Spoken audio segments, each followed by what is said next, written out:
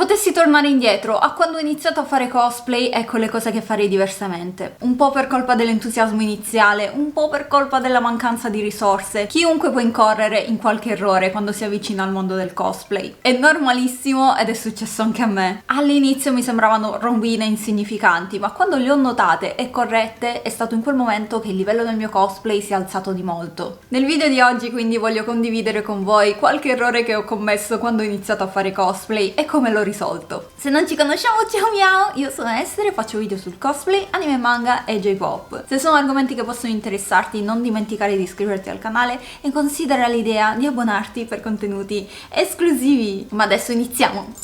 Errore numero 1. Indossare una parrucca così come la si riceve. Questa è una cosa che mi fa soffrire tantissimo quando la vedo. Il fatto è che è veramente molto raro comprare parrucche su Amazon o AliExpress e riceverle già acconciate, pronte per essere indossate. Di sicuro il ciuffo davanti sarà lunghissimo e la forma non avrà molto senso. A volte alcune parrucche lunghe arrivano un po' ondulate perché vengono piegate nella busta e quindi prendono quella piega ed è...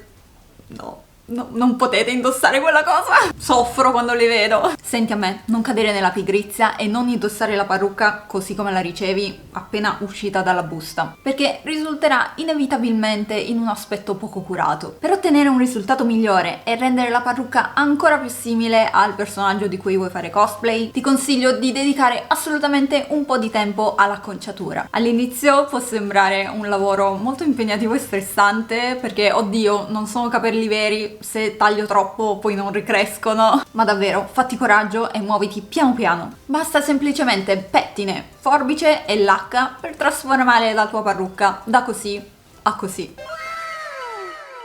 A proposito di parrucche, vi lascio qua in alto un video su come migliorare ad acconciare le vostre parrucche, in cui condivido vari passaggi che seguo per trasformare la parrucca e renderla ancora più simile al personaggio che voglio interpretare. Sono sicura che vi sarà utile, quindi non dimenticate di guardarlo. In realtà ho ancora tanti trucchetti da svelarvi, tipo incollare i ciuffi della parrucca in faccia. So che sembra strano, ma funziona. Però penso che ci farò un video apposta, quindi lasciami un commento se ti interessa. Insomma, evitare di indossare la parrucca così com'è può davvero fare la differenza. Dedicate un po' di tempo all'acconciatura e vedrete che il risultato finale sarà soddisfacente. E ricordate che se non ve la sentite potete sempre commissionare l'acconciaggio di una parrucca a qualche cosplayer esperto che accetta commissioni e magari in quel momento è libero. Ovviamente se avete il budget. Secondo errore, comprare parrucche economiche ma di qualità scadente. Purtroppo nella maggior parte dei casi, se comprate una parrucca super conveniente su siti tipo eBay, AliExpress, allora riceverete quello per cui avete pagato, una parrucca scadente. Nonostante io abbia comprato tante parrucche in vita mia, ogni tanto ricado nella trappola, soprattutto quando voglio spendere il meno possibile. A volte dei negozi sono proprio dei maledetti perché al posto di mandarvi delle parrucche in fibra Kanekalon, che è quella più usata per le parrucche cosplay, vi mandano invece queste schifosissime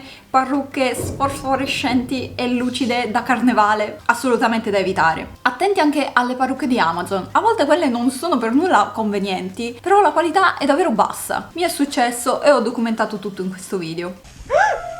Oh no. L'incubo peggiore. Paura.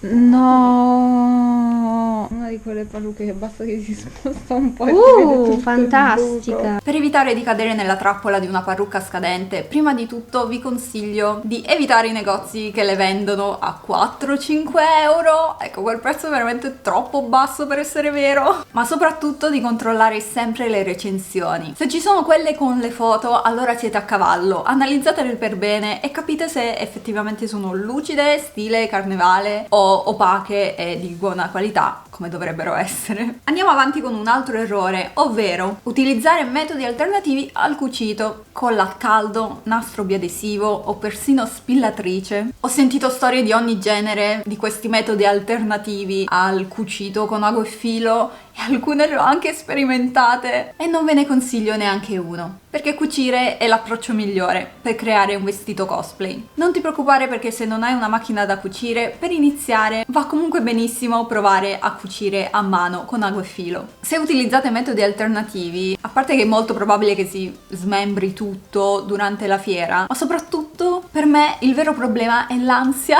sapendo di indossare un cosplay che potrebbe rompersi da un momento all'altro. È uno stress inutile, quindi se non fosse già chiaro, la mia raccomandazione è cucite! Ultimo errore, questo è molto importante, statemi a sentire. Pensare che non serva truccarsi. Questo lo dico specialmente per i miei amici maschietti che pensano che il trucco sia una roba per femmine, che schifo. Se volete fare cosplay dovete truccarvi. Non è un consiglio, è un dovere. L'ho detto io, ok? L'ho deciso io. E ve lo dico perché quando io ho iniziato a fare cosplay non mi truccavo, perché il trucco era una cosa che non mi interessava, mi sembrava troppo complicato e soprattutto mi vedevo carina anche senza trucco.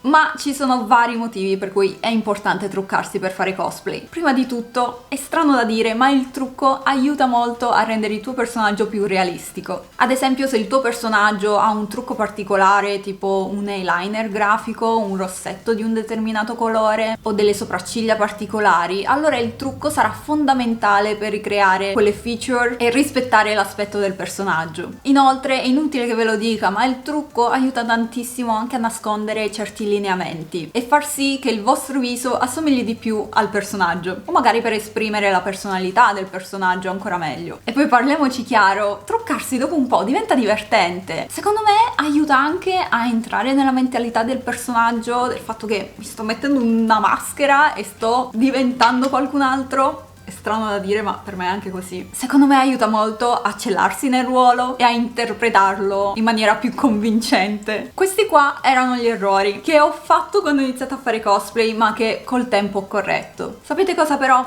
Fare errori è normale. Se non volete seguire questi miei consigli, allora sbagliate pure. Secondo me alla fine commettere errori è il metodo più comune per imparare. Quindi sì, spero che questo video vi sia stato utile e che siate cosplayer esperti o meno. Grazie mille per essere arrivati fin qui, lasciate un mi piace se il video vi è piaciuto e noi ci vediamo alla prossima. Ciao miau!